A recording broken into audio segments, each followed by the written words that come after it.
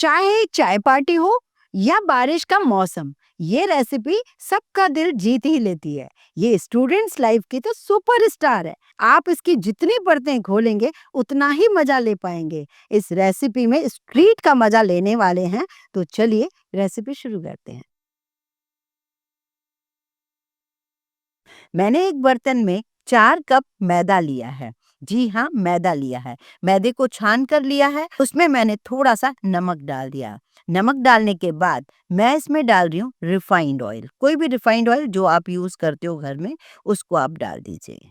इसकी जगह यहाँ पर आप बटर या घी का भी यूज कर सकते हो। मैंने 2 टेबलस्पून रिफाइंड ऑयल डालकर उसको सबको अच्छे से मिक्स कर दिया और मैं अब इसे मतलब नॉर्मल पानी से गूंथ रही हूँ।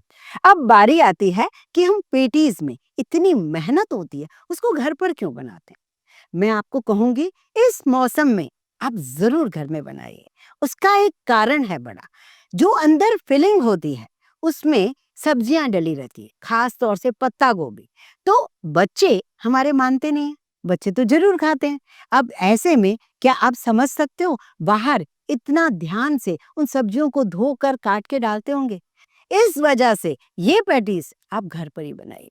आज मैं इस पेटीज को गैस पर भी बनाकर दिखाऊंगी, ओवन में भी बनाकर दिखाऊंगी, और तो और फ्राई करके भी बताऊंगी।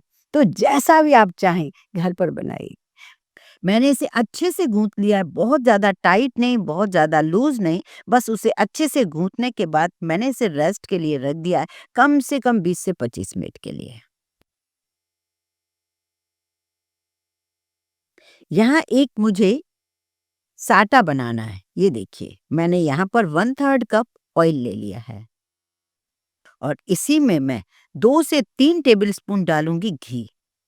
मतलब टोटल मुझे आधा कप चाहिए, तो 1/3 कप मैंने ऑयल डाला और 2 से 3 टेबलस्पून घी डाल रही हूँ। इसी में मैं डाल रही हूँ अरारोट। 2 चम्मच मैंने अरारोट डाल दिया और उसे मिक्स किया है। अगर आपके पास किसी वजह से अरारोट नहीं है, तो आप मैदा यूज कर सकते हो, चावल का आटा नहीं। ये जो थोड़ा-सा मैदा मैंने बचा कर रखा है अलग से, उससे मैं अभी यूज़ करूँगी। इसलिए मैंने आपसे कहा था कि 4 कप के अलावा भी हमें थोड़ा मैदा और लगेगा। मैं वो जो टफ वाला पार्ट होता है ना पैटीज़ का, वो छोड़ आई हूँ। वो कई साल पहले मैंने आपके साथ शेयर भी किया है। आज इतना सरल तरीका लाई हूँ, जिससे आप उसे आसानी से बना सकें। और हाँ, आपको ये भी बताऊंगी कि इस रेसिपी के लिए इस डो को अगर आप नहीं भी बनाना चाहें, तो आप कैसे उसे बाहर से ले सकें, कहाँ से ले सकें, ये सारा वीडियो के अंदर है। यहाँ 20-25 मिनट हो गए हैं, आटे ने रेस्ट ले लिया है। अब मैंने उसे मिक्स किया और उसके मैंने 2 पार्ट कर लिए। अब जो एक पार्ट था उसकी छोटी-छोटी लोइयाँ बना रही हूँ। बहुत छोटी नहीं, मतलब रोटी जितनी अपने को लोइयाँ बनानी है। करीब-करीब 10-12 रोटियों की लोई हमें इसमें बनानी है। बाकी का आधा पोर्शन मैं रख देती हूँ, इसमें ज़रा-सा ऑयल लगा लेती हूँ जिससे आपस में चिपके नहीं, और इसे ढक के रखना बहुत ज़रूरी है। अब जो एक लोई ली है, साथ में मैंने मैदा लिया है सूखा, और मैदा सूखा लेके इसे जितना हो सकता है मैं बड़ा बेलूँगी। पहले मैं छोटा बेलूँगी, ये देखिए। इसको मैदे में डिप करूँगी। लेकिन मैंने सोचा कि बहुत लोग परेशान होते हैं कि हमें वो मेथड नहीं आता, वो घी हमें नहीं मिलता, फिर हम कैसे करें, मार्गरीन मार्गरीन खाना अच्छा नहीं होता है। तो मैंने सोचा चलो बच्चे तो मानते नहीं हैं, पेटीज़ तो खाएँगे ही सही, क्यों ना उन्हें एक सरल तरीके से बनाया जाए। मैंने देखिए मैदा लगा-लगा के बहुत पतली इस रोटी को बेल लिया है। इसी तरीके से मुझे सारी रोटियों को बेलना होगा। मैंने जो 2 पार्ट किए हैं ना, तो 2 पार्ट से हम 1 पार्ट की 10 रोटियाँ कम से कम बनाएँगे, 10 से 11 रोटियाँ बना लीजिए और इसी तरीके से 1 पार्ट का पहले बेल लीजिए। पतली आप देख रहे हैं मैंने कितनी बेली है? जैसे मेरा हाथ दिख रहा है। फटनी भी नहीं चाहिए, लेकिन इतनी पतली होनी चाहिए। जो रोटी मैंने बेल के रखी है, उस पर मैंने हल्का-सा पतला गीला कपड़ा ढक दिया है, जिससे मेरी रोटी सूखे नहीं। बस ये छोटे-छोटे जो ट्रिक्स मैं आपको देती हूँ, वो कहीं आपको मिलते नहीं हैं, जिससे आपकी रेसिपी परफेक्ट बने, मैं वही चाहती हूँ। मैंने दूसरी रोटी भी उसके ऊपर रख दी, फिर से इसके ऊपर कपड़ा रखूँगी। इसी तरीके से मुझे पूरी 10 से 12 जो भी रोटियाँ हमने बनानी हैं, वो हमें इस तरीके से बेल देनी है। और हाँ बच्चों, एक के प्राइस में जब 2 मिल जाएँ तो अच्छा लगता है ना? ऐसा ही कुछ हो रहा है MYKK पर हमारी 2 साल की एनिवर्सरी सेल पर। देर मत करना, ऑफर थोड़ा लिमिटेड ही है। थोड़ा-सा काउंटर जो है मेसी हो जाता है, पर कोई बात नहीं, बाद में जब रिज़ल्ट आता है ना, उससे हम सभी खुश होने वाले हैं। अब देखिए, मैंने 10-11 जो भी रोटियाँ मैंने बनाई वो सारी मैंने बना ली हैं। अब एक रोटी को उठाएँगे, जो हमने स्लरी बनाई थी, जो साटा बनाया था, वो अच्छे से जम गया था थोड़ा रखने से, तो उसे मैंने इस तरीके से लगा दिया है हाथों से। इसी के ऊपर हम थोड़ा-सा मैदा छिड़केंगे, फिर हम दूसरी रोटी रखेंगे। जो इसका मेथड होता है उसमें कइयों बार हमें बेलना होता है, कइयों बार हमें मार्गारीन लगाना होता है, फिर कइयों बार लपेट के हमें फ्रीज़र में रखना होता है, फिर हमें लपेटना होता है, फिर बेलना होता है, तो उसमें थोड़ा-सा सबके बस की बात नहीं है। मैंने सोचा ये मेथड बहुत सरल है, आपको पैटीज़ भी बढ़िया खाने को मिलेगी और कम मेहनत में मिलेगी। और इस शीट को आप बनाकर फ्रिज में भी रख सकते हैं, कितने दिन कैसे रख सकते हैं वो भी मैं आपको बताऊँगी। इसी तरीके से देखिए, ये साटा जो हमने बनाया था, साटा मैं बोल रही हूँ जिसमें हमने घी और ऑयल और हमने कॉर्नफ्लोर डाला था, उसको साटा कहते हैं। तो इस तरीके से मैंने दसों की दसों रोटियों में यही करना है। जब भी आपको लगे कि नीचे चिपक रहा है तो थोड़ा-सा मैदा लगा सकते हो। पतली इतनी है कि कहीं-कहीं तो थोड़ा फट भी जा रही है, पर चिंता वाली कोई बात नहीं है, आप इसी तरीके से डालते जाइए। लास्ट वाली जो रोटी है, उसके ऊपर हमें घी नहीं लगाना है, सिर्फ़ और सिर्फ़ मैदा लगाना है और अब सारी रोटियों को एक साथ बेलना है। जब सारी रोटियों को आप बेल लोगे तो हमें चौकोर पीस चाहिए, इसलिए आप इसके साइड्स निकाल दीजिए। ये साइड्स भी बड़े काम के हैं, बहुत काम आते हैं। जब आपको मठरी बनाना हो तो मठरी बना सकते हो, पतली-पतली खारियाँ बना सकते हो, बेक कर सकते हो, बहुत काम आती हैं। तो इन्हें वेस्ट करने की ज़रूरत नहीं है, इसे बस चौकोर पीस बना दीजिए। अब ये हमारे पास एक चौकोर पीस बन गया है, जिसे हम पफ पेस्ट्री शीट कह सकते हैं। ये आपको कैसे मिलेगा अगर आपको ये मेहनत नहीं करनी है? तो इसके 2 ऑप्शन हैं।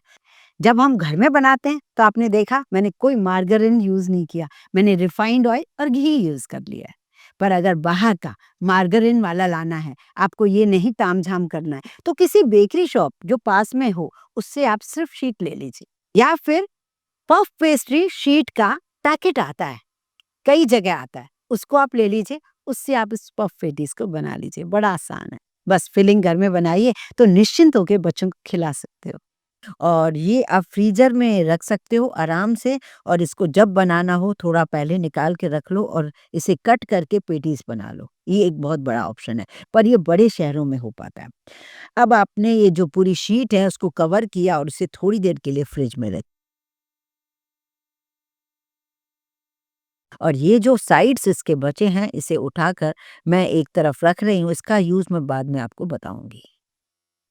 अब बारी है इस मसाले को बनाने की, जो हम अंदर फ़िल करते हैं। ये मसाला एक तो टेस्टी बहुत होता है और हम खुद बनाते हैं तो हमें ट्रस्ट बहुत होता है। तो हमारे पास चाहिए सौंफ, जीरा और सूखा साबुत धनिया। जीरे की क्वांटिटी कम, सौंफ की थोड़ी ज़्यादा और धनिये की ज़्यादा। मतलब 2 छोटे चम्मच अगर आपने सौंफ लिया, 2 छोटे चम्मच धनिया, 1 छोटा चम्मच आपने जीरा लिया। इन सबको आप दरदरा कूट लीजिए। इसी मसाले में आप चिली पनीर का बना सकते हो, पालक पनीर का बना सकते हो। वैसे मैं तो अभी बेसिक वाला मटर आलू का बना रही हूँ। एक पैन में करीब 1 टेबलस्पून ऑयल डाला, ये जो हमने दरदरा कूटा मसाला वो डाल दिया। इसमें थोड़े से मैंने चिली फ्लेक्स डाल दिए, हल्दी पाउडर, कश्मीरी लाल मिर्च पाउडर, धनिया पाउडर, अमचूर पाउडर, जीरा पाउडर, ये सारी चीज़ें डाल दी हैं और ये सारा काम स्लो गैस पर हो रहा है। तेज़ गैस पर करेंगे तो मसाला जल सकता है। अब इसमें मैंने डाल दिए फ्रोज़न मटर, मैं हमेशा रखती हूँ अपने पास। उसके बाद थोड़ा मिक्स करने के बाद मैंने बॉयल आलू डाले हैं। करीब 4 बॉयल आलू हैं जिसे मैंने हाथों से इस तरीके से क्रश किया है। थोड़ा-सा पोटैटो मैशर से मैं सबको मिक्स कर रही हूँ। बहुत ज़्यादा मैश नहीं करना है, ग्रेट नहीं करना है आलू को, क्योंकि पेटीज़ का जो अंदर मसाला होता है वो ग्रेट नहीं होता है, वो समोसे जैसा होना चाहिए। इस तरीके से सबको मिक्स कर दीजिए, ऊपर से गार्निश कर दीजिए थोड़ी-सी कसूरी मेथी की, थोड़ी-सी हरी मिर्चों की और हरे धनिये की। बस ये सारी चीज़ें डालकर आपने मसाला एक तैयार कर दिया। अब आपकी चॉइस है, बारीक कटा हुआ पनीर डाल दीजिए, काजू डाल दीजिए, किशमिश डाल दीजिए, मतलब सब्जियाँ डाल दीजिए, सारी चॉइस आपकी। अब लास्ट में मैं इसमें डाल रही हूँ नमक। अभी तक हमने नमक नहीं डाला था, आपको याद होगा। नमक डाल दिया, अब हम इसे एक तरफ रखते हैं। आगे बढ़ते हैं। यहाँ मैं एक पैन रख रही हूँ, मेरा ये पुराना पैन है जिसे मैंने हमेशा बेकिंग के लिए ही रख रखा है और सालों हो गए हैं, मेरा ये लकी बर्तन है इसलिए मैं इसी को यूज़ करती हूँ, कभी हटाती नहीं हूँ। कोई नमक डालने की ज़रूरत नहीं है, एक रिंग रख दीजिए, क्योंकि मैं आपको गैस पर भी बनाकर दिखाऊँगी। माना कि गैस पर थोड़ा टाइम ज़्यादा लगता है, लेकिन बन जाता है, मतलब निराश होने की ज़रूरत नहीं है। मैंने शीट ले आई हूँ फ्रिज से और मैं उसे थोड़ा नाप रही हूँ। नापने के बाद इस तरीके से हम बराबर साइज़ के पेटीज़ की नाप निकालेंगे। बड़ी, छोटी आप कोई भी बना सकते हो, छोटे से छोटी बना सकते हो। मैं बराबर साइज़ की पहले इसमें से निकालूँगी। अब इनके भी मैंने हाफ़-हाफ़ पीस कर दिए, पहले बड़े-बड़े पीस कर लिए, फिर मैंने हाफ़-हाफ़ कर दिए हैं उनको, तो करीब-करीब 8 पीस तो यहाँ पर हैं। उनको मैं इस तरीके से मसाला बीच में रख के फ़ोल्ड कर रही हूँ, दबाना ज़्यादा नहीं है क्योंकि ये पेटीज़ हैं। अब इसके ऊपर वैसे तो एग लगाया जाता है, पर मैं इसके ऊपर मीठा ठंडा दूध लगा रही हूँ, जिससे थोड़ी ब्राउनिंग अच्छी आए। अब जो हमने गरम कर रखा था, वहाँ पर मैं रख रही हूँ सिल्वर फ़ॉइल और इसमें मैं सिर्फ़ 2 पेटीज़ ही रख रही हूँ, 2 से 3 पेटीज़ रख रही हूँ और इसे कवर कर रही हूँ। और गैस पहले आप फुल गैस पर करा था आपने, क्योंकि आप उसको प्रीहीट कर रहे थे, लेकिन बाद में उसको आपने बिल्कुल स्लो गैस कर दिया है। ये मैदा जो लगा रहता है उसको झाड़ना बहुत ज़रूरी होता है।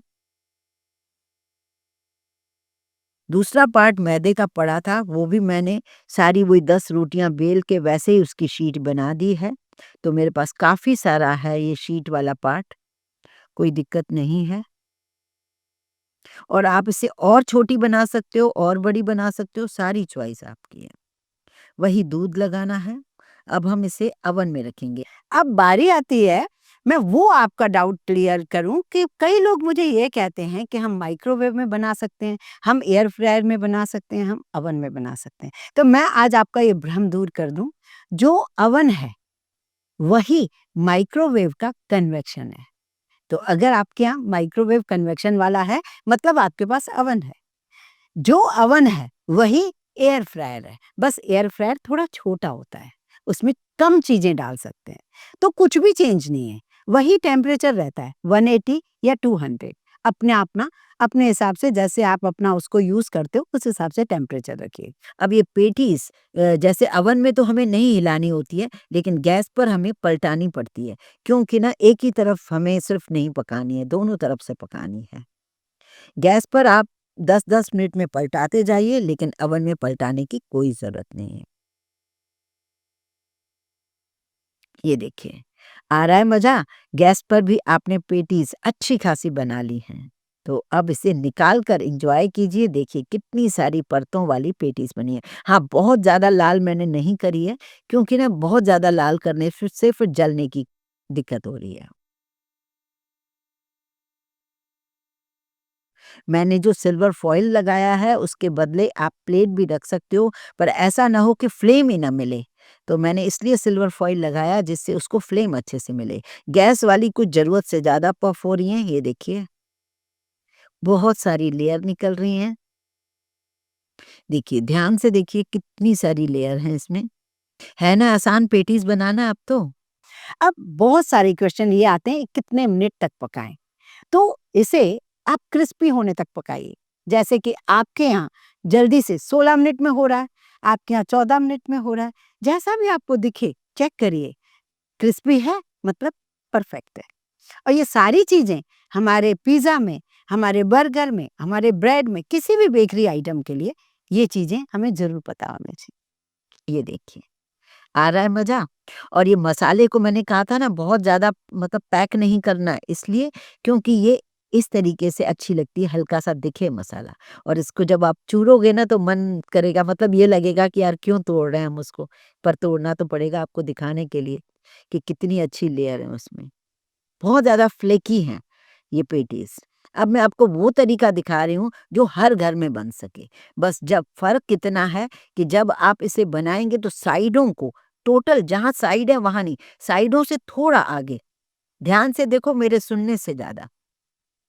साइडों को बंद नहीं करना है, साइडों से पहले इस तरीके से फिंगर से उसको पैक करना है जिससे आलू ना निकले। यहाँ पर मीडियम, लो फ्लेम नहीं, तेज़ नहीं, मीडियम फ्लेम पर आपको इसे फ्राई करना है। कढ़ाई बहुत बड़ी नहीं है इसलिए मैंने 2 पैटीज़ ही डाली हैं। तो अगर आप बेक करने के झंझट से बचना चाहते हो और आप इसे क्रिस्पी भी खाना चाहते हो और टेस्टी भी खाना चाहते हो, पैटीज़ को घर में बनाना चाहते हो, तो बस आपका मूड बन जाएगा इसको देखकर। क्योंकि इसमें तो ज़रूरत से ज़्यादा लेयर दिखती हैं।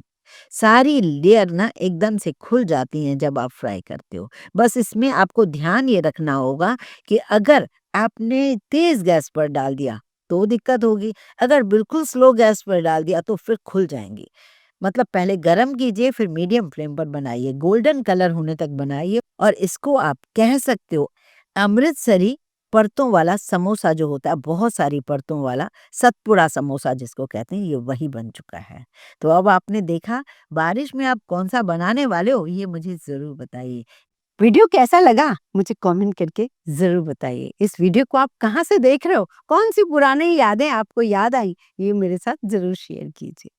वीडियो ज़रा-सा भी पसंद आया हो तो लाइक करने में बिल्कुल कंजूसी ना करें। ज़्यादा से ज़्यादा शेयर करें फ्रेंड्स और फैमिली को।